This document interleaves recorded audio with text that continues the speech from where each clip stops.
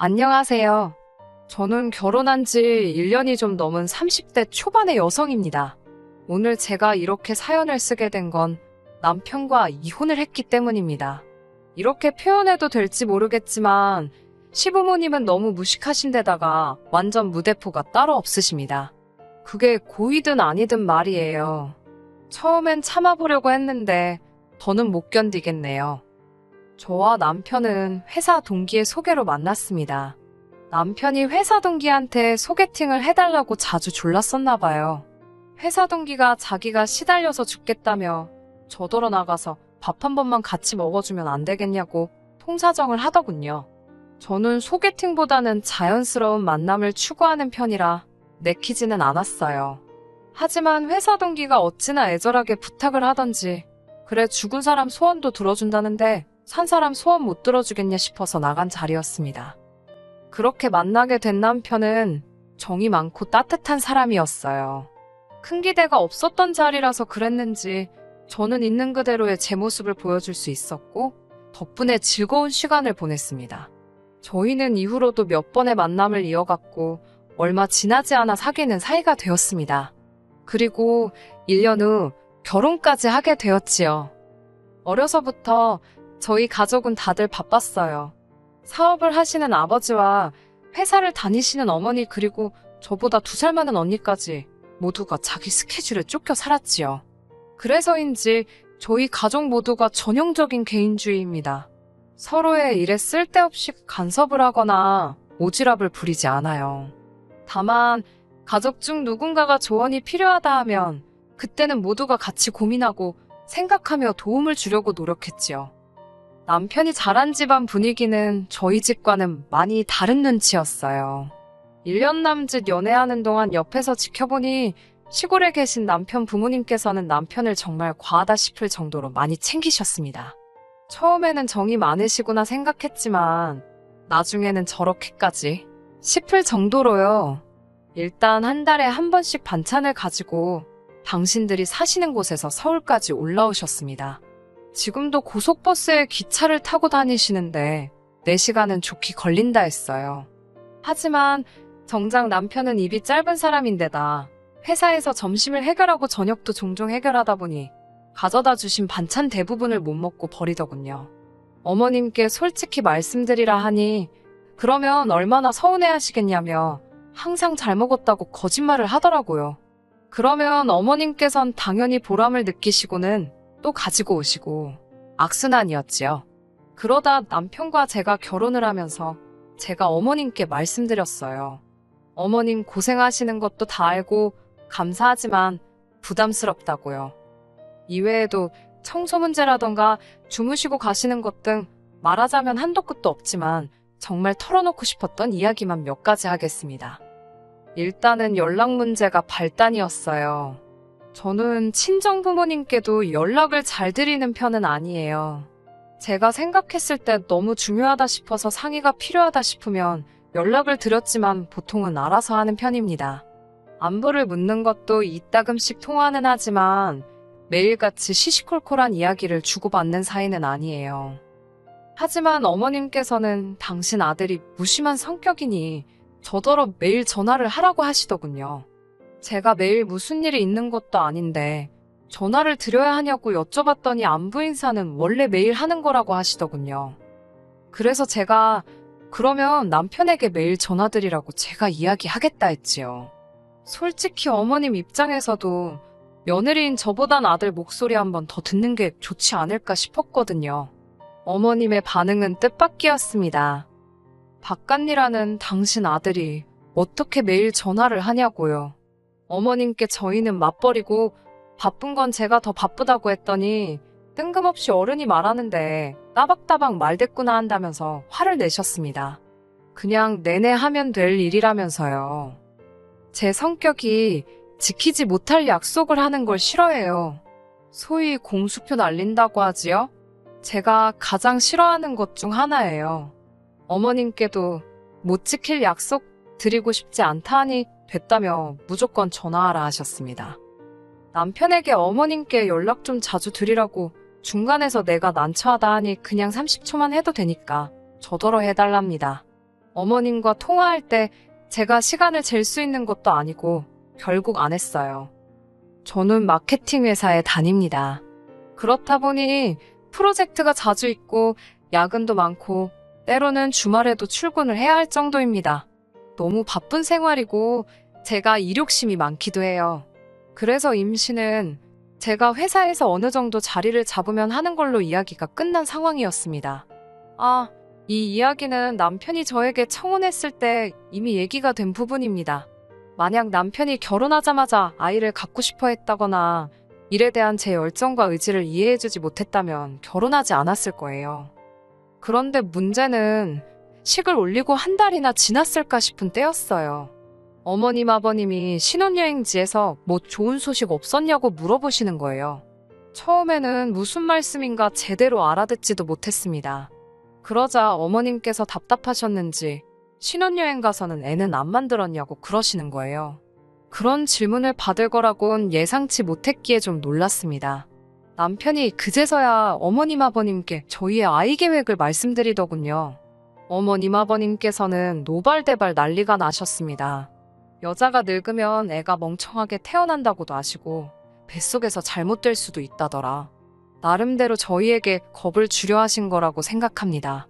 하지만 악담이나 다름없던 그 말씀에 마음이 많이 아팠던 것도 사실이에요. 그리고 며칠 뒤 어머님께선 이걸 먹으면 임신이 한 방에 된다더라며 신혼집에 개소주를 들고 오셨습니다. 사실 제가 결혼식을 올리기 얼마 전 키우던 강아지가 별이 되었습니다. 그 슬픔이 다 가시지 않은 상태였고요. 물론 남편만 이 사실을 알고 있었지 시부모님은 모르셨을 거예요. 하지만 아무리 모르셨다고 해도 개소주라니 솔직히 너무 충격이었고 역겹기까지 하더라고요. 마음 같아선 당장 그 물건 챙겨서 집에서 나가달라고 하고 싶었어요. 하지만 어머님께서 아기를 품고 그러신 것도 아니고 정중히 말씀드렸습니다. 비위가 약해서 그런 건 못 먹는다고요. 어머님께서는 저에게 어른이 주면 감사합니다 하고 넙죽 받아먹어야 하는 거 아니냐며 직접 그 팩을 뜯어서는 제 얼굴에 마구잡이로 들이대셨습니다. 어머님께선 당장이라도 제 입에 그 개소주를 부어넣으실 기세로 저를 궁지로 모셨습니다. 당황한 제가 어머님을 피하다가 어머님 손에 들려있던 개소주를 쳤나 봅니다. 개소주가 바닥으로 떨어지자 어머님이 이 아까운 걸 다 버린다며 저한테 소리를 지르시는 거예요. 먹을 걸 줘도 못 먹냐면서. 남편이 그제서야 어머님도 그만하시고 당신도 그만하라면서 저한테 한다는 소리가 맛이라도 좀 보면 죽냐입니다. 어머님이 무슨 독약을 먹이는 것도 아닌데 어지간히 하라더군요. 어머님이 돌아가시고 나자 정말 화도 서럽고 이런 시집살이는 생전 듣도 보도 못해서 어이가 없었어요. 남편도 중간에 끼어서 난처한지 한숨만 푹푹 내쉬는데 그런 모습을 보니 저 인간하고 평생을 어떻게 사나 싶더라고요. 하지만 개소주일로 이혼을 결심한 건 아닙니다. 이 사건 이후로 어머님도 저한테 단단히 화가 나셨는지 더 이상 신혼집으로 찾아오시는 일은 없으셨어요. 마치 저를 왕따라도 시키시려는 건지 저만 빼고 남편 혹은 아주버님네하고만 연락을 주고 받으셨습니다. 남편은 자기가 너무 불편하다며 빨리 어머님께 사과드리라고 저를 재촉했지만 솔직히 제 입장에서는 너무 편하고 좋았거든요. 굳이 어머님과 관계를 풀어야겠다는 생각도 들지 않았고요. 아이러니하게도 오히려 어머님과 계속 거리를 두고 살 수 있었다면 이혼은 하지 않았을지도 모릅니다. 앞서 말씀드렸다시피 어머님 아버님께서는 시골에서 살고 계셨는데 그 집이 1억 중반대였어요. 그런데 그 집을 팔고 그 돈으로 시내에 있는 아파트에 전세로 들어가시겠다고 하더라고요. 솔직히 그 이야기를 들었을 때만 하더라도 막연히 몇 달은 걸리지 않겠나 싶었습니다. 그런데 생각보다 시골집이 빨리 나가서 갑자기 일이 급속도로 진행이 되기 시작했어요. 시골집을 산 새 주인이 하루라도 빨리 들어와서 살고 싶다고 했답니다. 졸지에 살던 집을 하루라도 빨리 비워줘야 하는 상황이 된 거지요. 그나마 다행인 건 아는 분을 통해서 시내에 있는 아파트 전세를 구하기는 하셨더라고요. 진짜 문제는 그럼에도 불구하고 어머님 아버님이 한 4개월 정도는 원래 살던 시골집에서 나와 따로 계실 곳이 필요하단 거였습니다. 남편은 저에게 딱 한 번만 양보 좀 해달랍니다. 그렇다고 노인네들을 어디 모텔 같은 데서 4개월 동안 있게 할 수는 없지 않냐면서요. 어이가 없었지요. 아주버님에는 시댁에서 1시간 거리밖에 안 되고 저희 집은 4시간이 넘는 거리인데 아무래도 원래 사시던 동네 근처에 계시는 게 어머님 아버님한테 더 편하지 않을까 싶었거든요. 게다가 그 집엔 손자도 둘이나 있었고요. 그런데 어머님은 그 집에 가면 사내놈들이 뛰어다녀서 정신이 하나도 없다며 싫다고 하셨답니다. 무조건 저희 집에 계시겠다고요. 환장할 노릇이었지요. 게다가 저희는 맞벌이라 낮에는 아무도 없는데 어머님 아버님만 계실 거라 생각하니 생각만 해도 불편하더라고요. 저는 남편에게 절대로 혼자 독박은 못 쓴다고 선을 그었습니다. 그러자 아주버님 쪽에서 그러면 저희 집에 먼저 2달, 당신 집에 2달 모시자고 하더군요. 그것도 솔직히 내키지는 않았지만 알겠다고 했습니다. 이혼한 마당에 좋지도 않은 기억 곱씹어 모아나 싶지만 그래도 돌이켜 생각해볼수록 정말 최악이었어요. 서재 겸 작업실로 쓰던 방을 내드렸는데 아버님께서 그 방에서 담배를 피우시는 게 아니겠어요? 아파트라서 그리고 전세라서 담배는 절대 안 된다고 누누이 말씀을 드렸는데도 몰래 피우시는 거예요. 아무리 제가 대낮에 없어도 그 냄새가 어디 가나요? 집에 들어오는 순간부터 인상을 펼 수가 없는 거예요. 게다가 2분 다 식탐이 얼마나 많으신지 일하는 저에게 닭도리탕을 해달라, 칼국수를 해봐라 별의별 주문을 다 하시더군요. 뿐만 아니라 어머님은 자꾸 제 살림살이 위치를 바꿔놓으시고 주말에 모처럼 늦잠이라도 자려고 하면 멀리서 시부모가 왔는데 어디 구경도 안 데리고 간다며 서운 타하시고 죽겠더라고요. 그 와중에 틈만 나면 또 저희한테 애는 또 언제 만들 거냐고. 그래도 시간은 흘러서 어느덧 2달이 다 되었습니다. 아주버님께 모시고 가시라고 연락을 드렸지요. 그랬더니 나이 먹은 노인네들 이제 간신히 적응했을 텐데 뭘 또 움직이라고 하냐입니다. 어차피 2달만 더 있으면 당신들이 이사가기로 한 집으로 가실 건데 그 전까지는 그냥 저희 집에 있게 하라는 거예요. 제가 말도 안 된다고 그렇게는 안 된다니까 안 될 게 뭐가 있냐입니다. 아주버님이 이미 벌써 어머님 아버님과 통화도 다 해보셨는데 서울살이가 그렇게 편하고 좋다고 하시더래요. 저희 집도 널찍하니 한가하고 좋다고요. 도저히 아주버님네와는 말이 통하지 않는 것 같아서 어머님 아버님과 단판을 지어야겠다 싶더군요. 남편이요?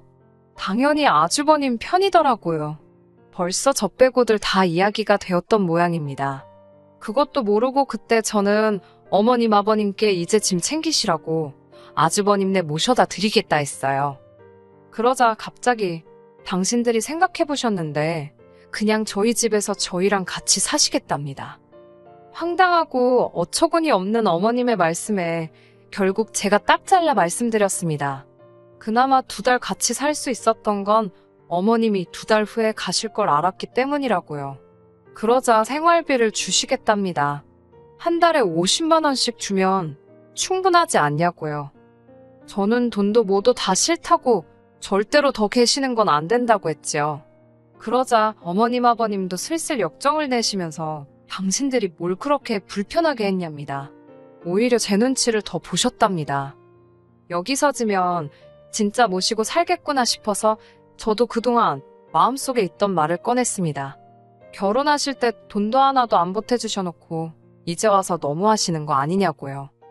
결국 남편이 아주버님께 전화를 걸었고 아주버님이 어머님 아버님을 모시러 오셨습니다. 당연히 어머님 아버님은 제가 당신들 내쫓았다고 난리가 났지요. 부모 버리는 자식도 자식이냐며 어머님께서는 당신이 당신 아들, 그러니까 제 남편 키울 때 얼마나 공을 들였는지 아냐며 소리를 지르시더군요. 그러면서 저더러 저렇게 잘 키운 아들하고 결혼하게 허락해 주셔서 감사하다고 100번이고 1000번이고 절은 못할 망정 이게 사람이 할 짓이냐며 처음부터 제가 독종 같아서 싫으셨다네요. 무슨 욕을 하시건 솔직히 귀에 들어오지도 않았습니다. 어머님 아버님께서 저희 집에서 나가시는 것만으로도 한짐 덜었다 싶어서 마음이 놓였으니까요. 그런데 이튿날 아주버님께서 연락을 해오셨습니다. 형님이 집을 나가셨답니다. 절대로 시부모님하고는 같이 못 산다면서 친정으로 애들 데리고 가버리셨대요. 그러면서 당신 혼자서 어떻게 어머님 아버님을 모시냐고 저희더러 다시 모시고 가랍니다. 아니 본인 부모님인데 왜 못 모시냐고 물었더니 자긴 아들이지 않냐고 그러시는 거예요. 그래 들었던 말 중 가장 멍청한 소리였어요. 제가 그게 무슨 소리시냐고 장가가기 전까지 같이 사시지 않았냐니까 뜬금없이 저 때문에 당신 가정이 다 박살이 났답니다. 저 하나 때문에 온 집안이 쑥대밭이 되고 있는 거라네요. 아주버님은 계속해서 저 때문에 이혼당하게 생겼다며 지금 당장 와서는 어머님 아버님을 모시고 가라 했습니다. 목소리에 화가 가득하더라고요. 남편은 그 소리를 듣더니 저만 좀 양보했으면 모두 다 편했을 거라며 왜 번번이 그냥 넘어가도 되는 일을 이렇게 크게 만드냐입니다. 그러면서 진짜 아주버님네 이혼하면 자기는 이제 부모님이랑 조카들을 어떻게 보냐고 악을 쓰더군요. 온 가족이 이렇게 다 제 탓을 하는데 제가 뭐 한다고 이 집 구석에 붙어있나 싶더라고요. 그래서 남편에게 그럼 당신도 짐 싸서 나가라고 했습니다. 이 집 전세로 들어올 때 솔직히 남편은 거의 보탠 게 없어요. 혼수라고 재성에도 안 차는 싸구려 가전제품 몇 개에 경차 하나 사온 게 다거든요. 그나마 차도 저는 원래 타던 차가 있어서 본인이 사온 차는 거의 본인 혼자 타고 다녔고요. 당신 짐 챙겨서 이 집에서 나가라고 그리고 이혼하자고 했습니다. 아주버님도 이혼당하고 당신도 이혼당하면 두 형제가 알콩달콩 시부모님 모시고 살면 되겠다고요. 남편은 그러자 자기도 지금 미치겠다며 벽에 머리를 쿵쿵 박으며 아주 생쇼를 해댔습니다. 그것도 결혼 초에는 하지 말라고 말렸지만 그땐 지가 지 머리 찢는데 어련히 요령껏 하고 있겠지 싶어서 마음대로 하라고 냅뒀네요. 그리고 결국 저는 이혼했습니다. 그 일이 있고 며칠 뒤 남편은 자기가 생각이 짧았다며 이젠 뭐 제 편이 되어주겠네 어쩌겠네 똥나발을 불던데 들은 척도 안 했어요.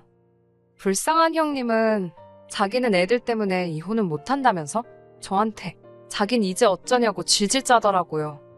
같은 여자로서 불쌍하긴 했지만 제가 뭐 달리 도와줄 수 있는 일이 없었습니다. 남편이 사온 몇 안 되는 싸구려 가전제품은 아파트 1층에 다 끄집어내놓고 남편에게 문자 한 통 남긴 뒤 어디로 간다 말하지 않고 이사했습니다. 건너 들은 바로는 시부모님이 시골집 팔고 받으신 돈으로 서울 외곽 쪽에 반지 하방을 구하셨답니다. 남편도 지금 그 집에 들어가 있고요. 이제 문제아인 제가 없으니 그 집은 참 평화롭고 행복하겠지요. 저도 지금 너무너무 행복합니다. 끝까지 들어주셔서 감사합니다. 오늘의 사연은 여기까지입니다.